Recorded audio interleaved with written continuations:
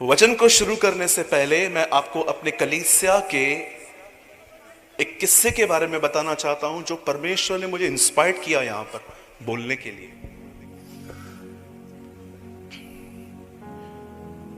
आज से बहुत साल पहले मेरे कलीसिया में दो सगे भाई आए।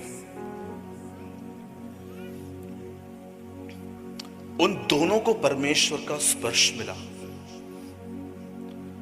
और वो दोनों रेगुलर हर सभा में आते थे। हमारे मुंबई में हम 3 सभाएं लेते हैं, मंगलवार, शुक्रवार, रविवार, ट्यूसडे, फ्राइडे, संडे स्टार्टिंग से।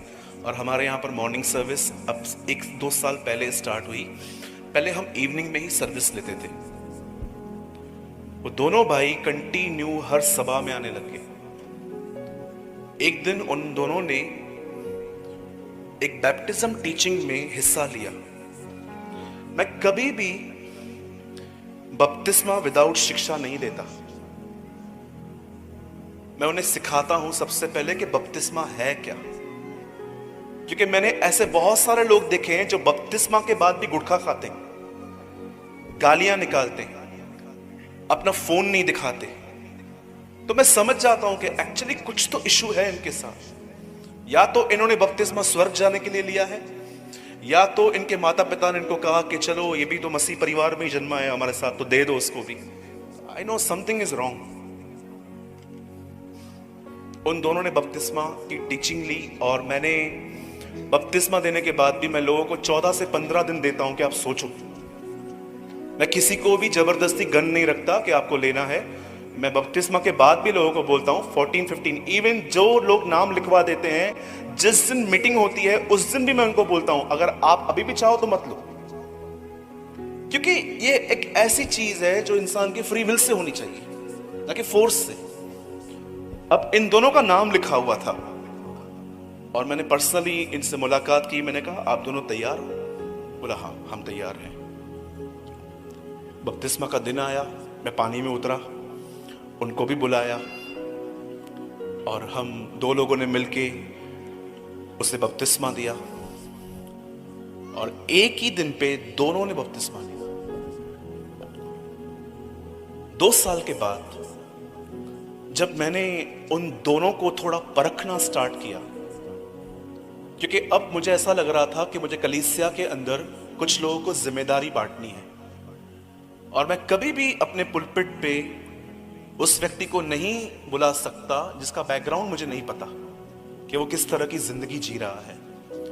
इसीलिए आप मेरे वीडियोस के अंदर मेरे पुलपिट पे बहुत ही मात्र कुछ ही लोगों को देखते होंगे, रेयरली देखते होंगे कि मैं नया प्रीचर बुलाऊं। हाँ, जो सच में मुझे लगते हैं कि यस एक अच्छा जिंदगी जी रहे हैं।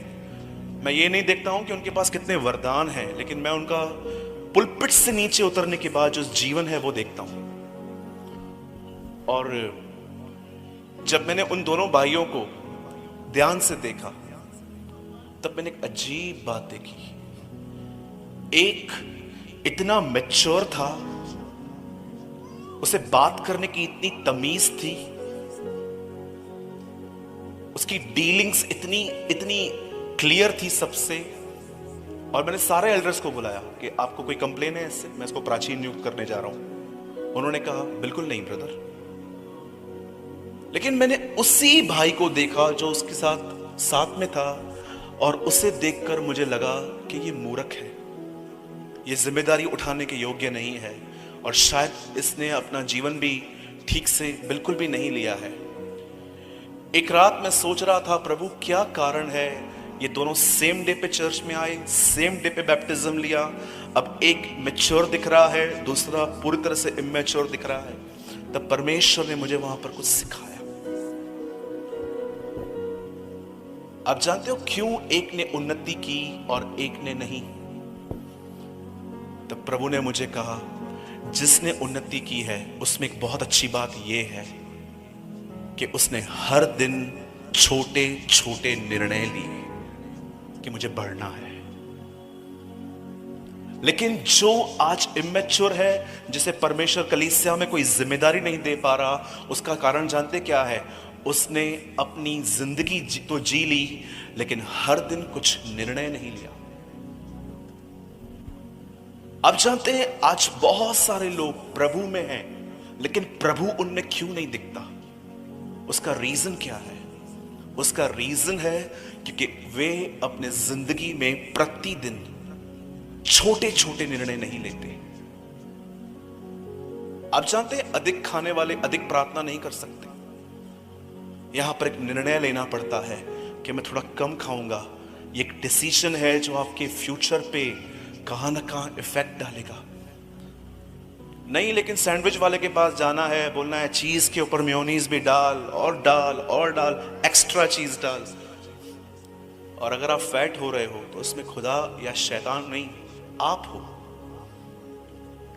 कई लोग होते हैं जो बहुत लेट नाइट सोते हैं, लेकिन कुछ लोग डिसीजन लेते हैं कि मैं थोड़ा जल्दी सोऊंगा ताकि मैं जल्दी उठ पाऊं और मैं फ्रेश माइंड से प्रेयर कर सकूं।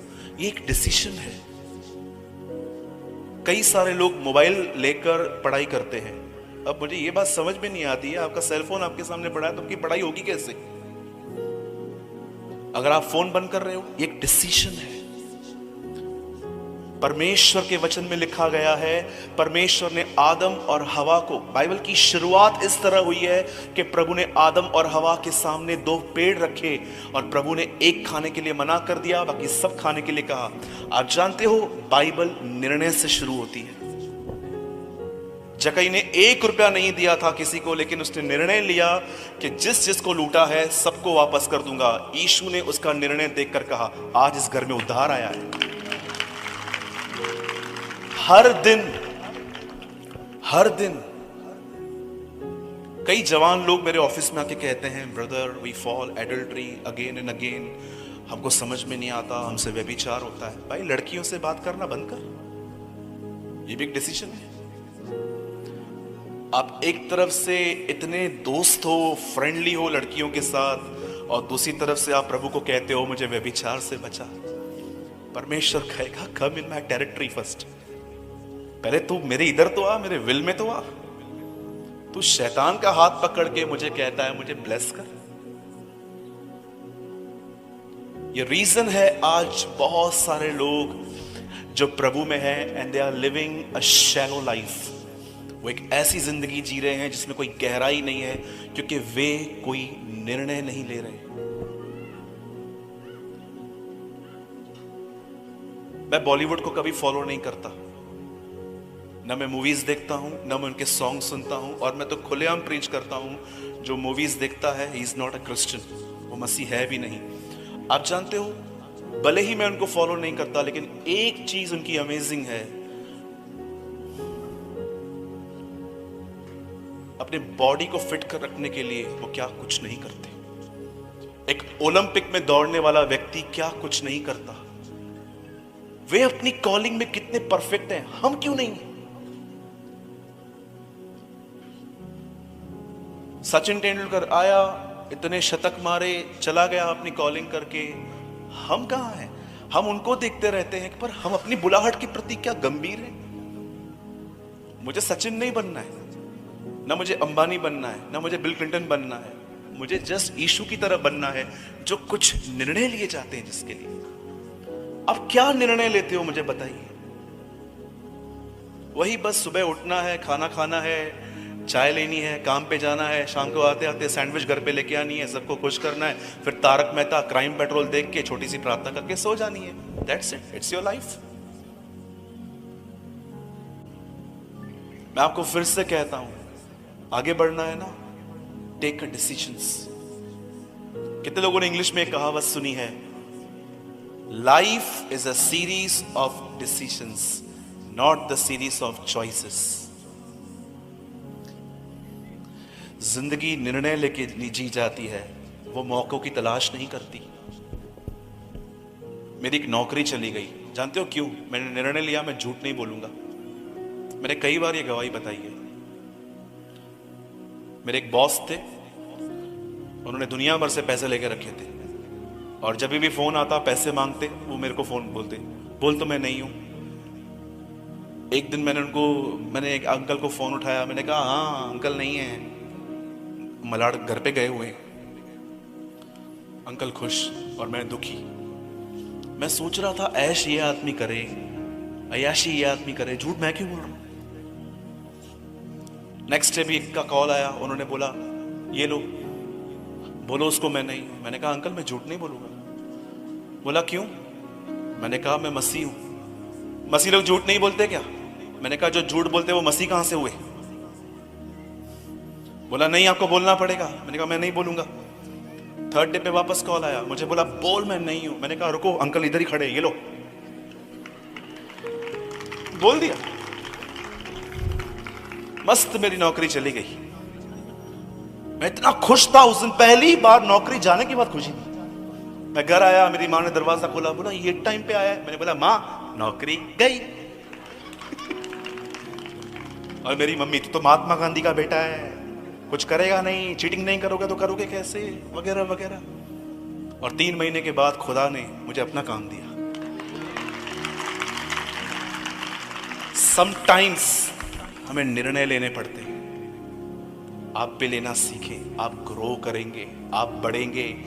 जरा सोचिए कितनी डिसअपॉइंटमेंट है उस पास्टर के लिए जिसके बच्चे बाहर जाके ये कहें कि मेरा पप्पा बहुत महान पास्टर है, लाखों लोग उसको फॉलो करते हैं। वेट वेट वेट, ये कोई अच्छी बात नहीं है। यहां पर तालियां भी ट्रेडिशन से बजाई जाती है क्या? You know it's not a good thing. सिर्फ अगर आपके लिए ये कहा जाए कि मेरा पास्टर महान है, यू नो आपके बच्चे क्या बोलने चाहिए? यू नो माई डैड, हम उसमें यीशु दिखते हैं। That is a thing. हमारी फैमिली हमारे लिए ये कहनी चाहिए, बोलो यीशु मसीह की। ब्रदर आपने डिसीजन से क्यों शुरू किया? क्योंकि आज का संदेश सुनने के बाद भी आपको आज एक डिसीजन लेना है। और अगर आपने नहीं लिया, you are coming 45 minutes waste. पैसा आना जाना, एनर्जी सब वेस्ट। हाँ ब्रदर आए थे बॉम्बे से, हम देख कर आए, चश्मा पहन के, फोटो भी खिंचाइए। देखो कुछ नहीं होगा इसका। आज जो सुनाने वाला हूं मैं आपको, उसको पढ़ के, उसको समझ के कुछ निर्णय लीजिए। हो सकता है ये हमारी आखिरी सभा हो, कल सुबह हमारा प्रभु आ जाए। एवरीथिंग इज पॉसिबल, हो सकता है। और जितने भी प्रभु के दास हैं, मैं बहुत छोटा हूं। मैं जब यहाँ पर आया तो मैं थोड़ा एम्बैरेस भी फील कर रहा था, क्योंकि बहुत सारे हमारे बुजुर्ग पास्टर भी यहाँ पर हैं। लेकिन फिर भी मैं एक बात आपको कहूँगा, जितने पास्टर्स हैं, वन थिंग, छोटा मुंह बड़ी बात है थोड़ी, मैं जानता हूँ, लेकिन मैं कह देता हूँ, जब भी आप में से किसी भी प्रभु के दास को प्रचार करने का मौका मिले,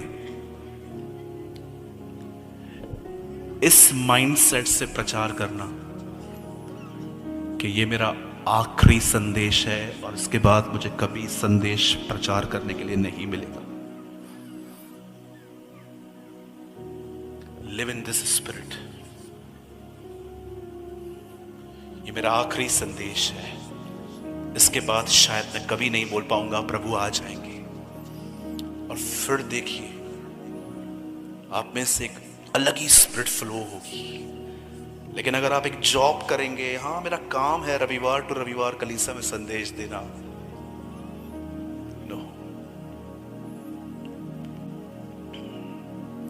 मैं घमंड नहीं कर रहा हूं, but I live in this spirit.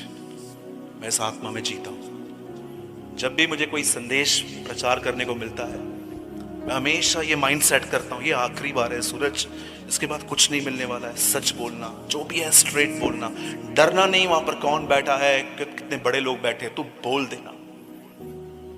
एक पास्टर बोल्ड होना चाहिए। आमीन।